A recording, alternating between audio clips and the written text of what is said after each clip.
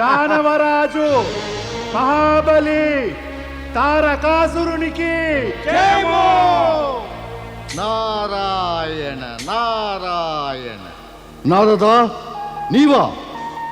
మేఘాసుర, ఇతన్ని ఎందుకు పట్టుకొచ్చావు?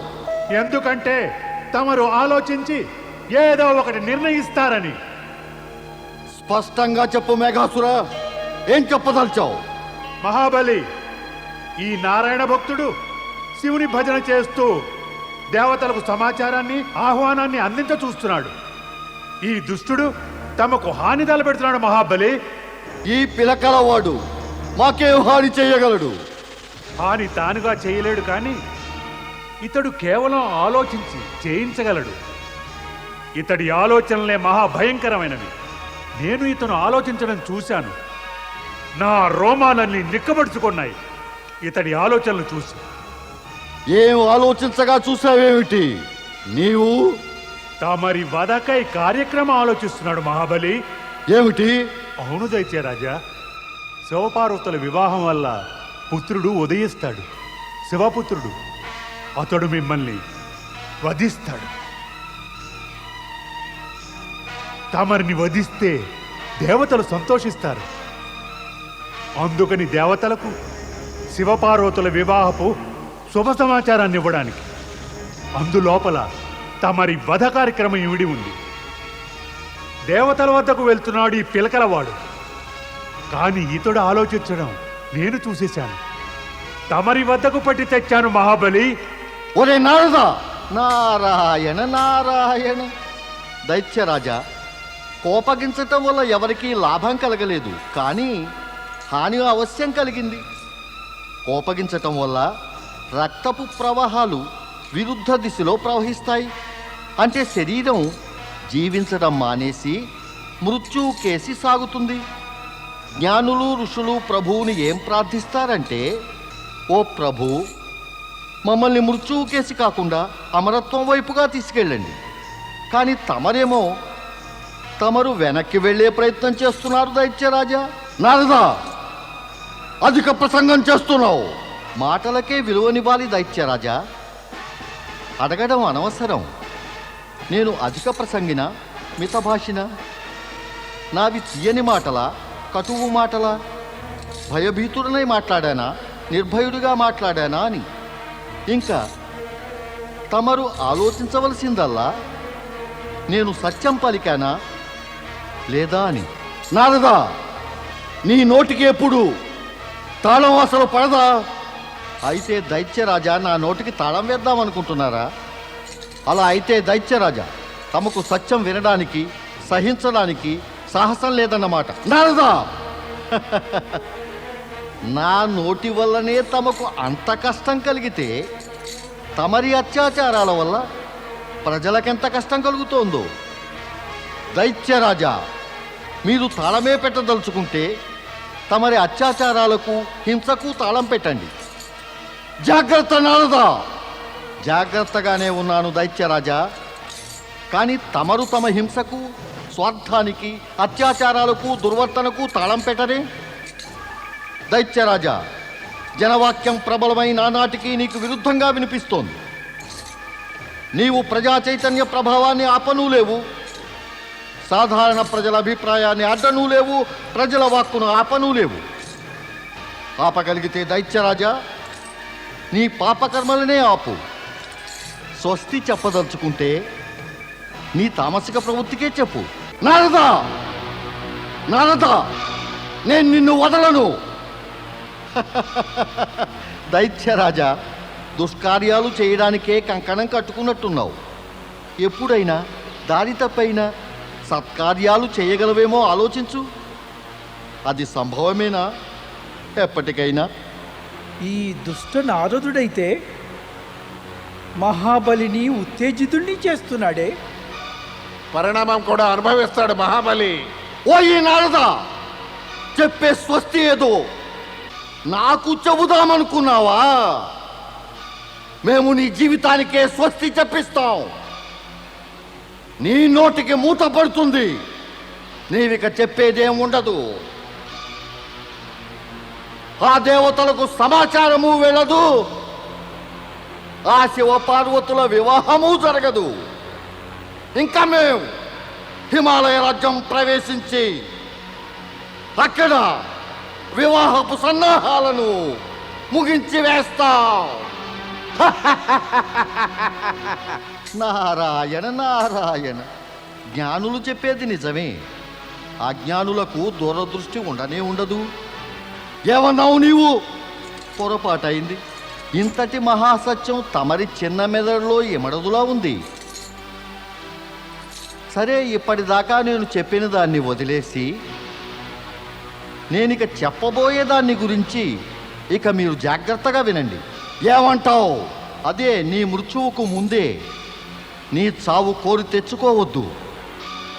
శివాజ్ఞను ఎదిరించి నీవు హిమాలయ రాజ్యం ప్రవేశించిన లేదా ఆక్రమణ చేసిన పరమపిత బ్రహ్మ ఇచ్చిన వరాలు కూడా నిన్ను కాపాడలేవు. శివపుత్రుడు జనించే ముందుగానే శివుని క్రోధాగ్నికి బలి అయిపోతావు. మహాబలి, తమరి నారదుణ్ణి తమపై కుతంత్రం పన్నిన అపరాధానికి గాను వెంటనే దండిస్తే ఇతడి ప్రేలాపన ఆగిపోతుంది. నారదా, జాగ్రత్త! శివదూతపై దాడి చేస్తే శివుని కోపానికి గురి అవుతావు దైత్యరాజా. ఈ మేఘాసురుని బారి నుంచి తప్పుకుని నేను ఎప్పుడో వెళ్ళగలిగేవాడిని. కానీ నేను ఇక్కడికి నిన్ను హెచ్చరిద్దామనే వచ్చాను.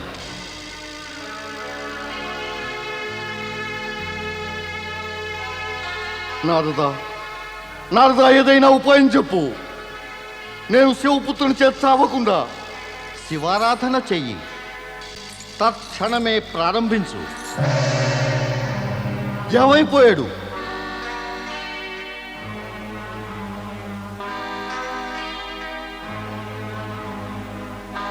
నారదుడి బూటకం నమ్మకండి మహాబలి. బూటకమా? బూటకం కాకపోతే ఏమిటి? తమర్ని శివారాధన చేయమని అంటాడా ఆ దుష్టుడు? తమరు శివారాధన ఆరంభిస్తే మన రాక్షసుల అస్తిత్వం సమాప్తమైపోతుంది. వద్దు మహాబలి, వద్దు. తమరు శివారాధన చెయ్యొద్దు. అయితే నేనేం చేయాలి? దేవతల నుంచి స్వర్గాన్ని మళ్ళీ లాక్కోండి మహాబలి. దేవతలను స్వర్గం నుంచి వెళ్ళగొట్టండి. ఇప్పుడు ఇక అదే చెయ్యాలి. నేను శివారాధన చెయ్యను. దేవతలను నాశనం చేస్తాను. వారిని స్వర్గం నుంచి వెళ్ళగొడతాను. శపథం చేస్తున్నాను. కేవలం స్వర్గంలోనే కాదు, ముల్లోకాల్లోనూ సామ్రాజ్యం స్థాపిస్తాను. సామ్రాజ్యం! నారాయణ నారాయణ. నీవా? మళ్ళీ వచ్చావా? దైత్యరాజా, నేను వెడితే కదా నేను ఇక్కడే వేచి ఉన్నాను. చూద్దాం దుష్టుడి బుద్ధి నిలకడగా ఉంటుందా అని. ఇక చూశాక తెలిసిపోయింది. ఏం తెలిసింది నీకు? అదే, దుష్టులు అప్పుడప్పుడు భయం వల్ల భగవంతుణ్ణి చేరచూస్తారు. కానీ వారిని దుష్టత్వం శాశ్వతంగా వదిలిపెట్టదు. పుట్టకతో వచ్చిన బుద్ధి పుడకలతో కానీ పోదు కదా. ఆగు నారదా! నారాయణ నారాయణ శ్రీమన్నారాయణ నారాయణ నారాయణ.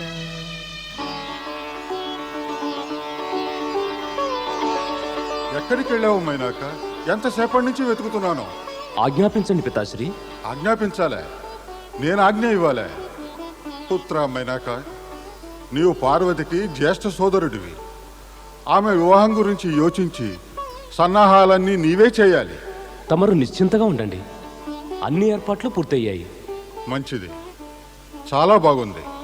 సరే, అయితే సమస్త పర్వతరాజులను వివాహానికి రమ్మనమని ఆహ్వాన పత్రాలు పంపించావా? ఆ పనే చేస్తున్నాను. చెయ్యి నాయనా, శీఘ్రంగా చెయ్యి. సరిగ్గానూ చెయ్యి. మహారాజులకు జయము. మహామంత్రి పిలిపించారా ప్రభు? తమరిని కాకపోతే ఇంకెవరిని పిలిపిస్తాము మహామంత్రి? నేను ఒంటరిగా పనులన్నీ చేయించలేను కదా. వివాహానికి ఏర్పాట్లన్నీ జరుగుతున్నాయి ప్రభు. మేము కోరేది అదే మహామంత్రి. తమరొక పని చేయండి, రాజశిల్పిని పిలిపించండి. మన రాజధానిని రాజప్రాసాదాన్ని ఎలా అలంకరించాలంటే రాబోయే అతిథులందరూ ఆశ్చర్యచకితులైపోవాలి. మన అతిథుల విడిది ఏర్పాట్లు ఎలా జరగాలి అంటే వారికి ఏ కష్టమూ కలగరాదు. తమరి ఆజ్ఞలన్నీ నిర్వర్తిస్తాం మహారాజా. వినండి వినండి, ఎక్కడికి వెళ్తున్నారు? తమతో మేము చెప్పవలసింది చాలా ఉంది. ఏం చెబుదాం అనుకున్నాను? శివుని ఊరేగింపుకు దేవతలందరూ ఇచ్చేస్తారు. వారితో పాటుగా వచ్చే పరమపిత బ్రహ్మ, శ్రీ మహావిష్ణువు, దేవేంద్రుడు ఇతరులందరికీ నివాసానికి స్వాగతానికి అన్ని విశేష సదుపాయాలు చేయించండి. అవశ్యం మహారాజా.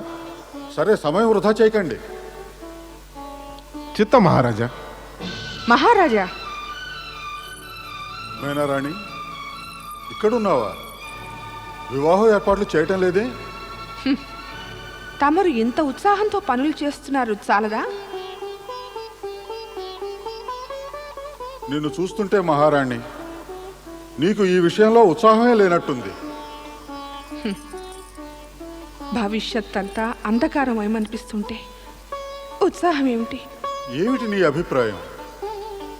మహారాణి, అమ్మాయి వివాహ శుభ సందర్భంలో ఇలాంటి అశుభవాక్కులు శుభం కాదు.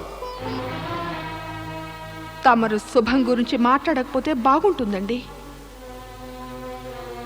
తమరు నమ్ముతున్నారా? భవనాల్లో సుఖంగా ఐశ్వర్యంలో పుట్టి పెరిగిన మన కోమలాంగి పార్వతి, ఆ బైరాగి విచిత్ర వేషధారి శివునితో సుఖంగా ఉండగలదా? ఆమె హిమశీతల వాతావరణంలో సుఖపడుతుందా? సుఖ సౌఖ్యాలతో ఇంకా సంబంధమే లేదేమో పార్వతికి. మహారాణి, నీవు అకారణంగా చింతిస్తూ నిన్ను నీవే కష్టపెట్టుకుంటున్నావు. అసలు నీ చింతకు కారణమే లేదు. నేను పరమపిత బ్రహ్మ, శ్రీ మహావిష్ణువు, దేవేంద్రుడు, ఇతర దేవతలు, ఋషివర్యులపై నమ్మకంతోనే ఈ వివాహం నిశ్చయించాను. శ్రేష్ఠులైన ఈ దేవతలంతా పరమేశ్వరుని చరణాల వద్ద తమ శిరస్సు వంచి అచంచల విశ్వాసం కలిగి ఉన్నారు. స్వామి, అవును మహారాణి, నా విశ్వాసానికి ఆధారాలు బలమైనవి.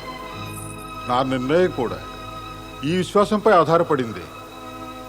మహారాణి, పార్వతి నీకెంత కూతురో నాకు అంతే కదా. నేను ఆమెకు హాని కలగనిస్తానా?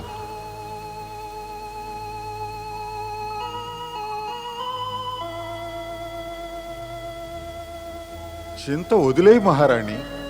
క్షమించండి స్వామి, కానీ ఎందువల్లనో నా మనసు పదే పదే శంకలతో మునిగి తేలుతోంది. మహారాణి, దీనికి ఒక్కటే ఉపాయం ఉంది. విశ్వాసం. విశ్వాసం ఉన్న చోట శంకలు తలెత్తనే ఎత్తవు. సప్తర్షులు, అరుంధతి దేవి కూడా నీకిదే మాటిమాటికి చెప్పచూశారు. పరమేశ్వరునిపై విశ్వాసం ఉంచు. ఎందుకంటే ఆయన కృప వల్లనే, ఆయన అనుగ్రహంతోనే సమస్త జగత్తులోనూ అందరి కోరికలు నెరవేరుతాయి. స్వామి, ఇకపై నేను ఇలాంటి తప్పు చెయ్యను. పద మహారాణి, వివాహపు ఏర్పాట్లు చూద్దాం. దేవర్షి నారదుడు ఈసరికి ఆహ్వానాలు ఇవ్వడానికి వెళ్ళి ఉంటారు.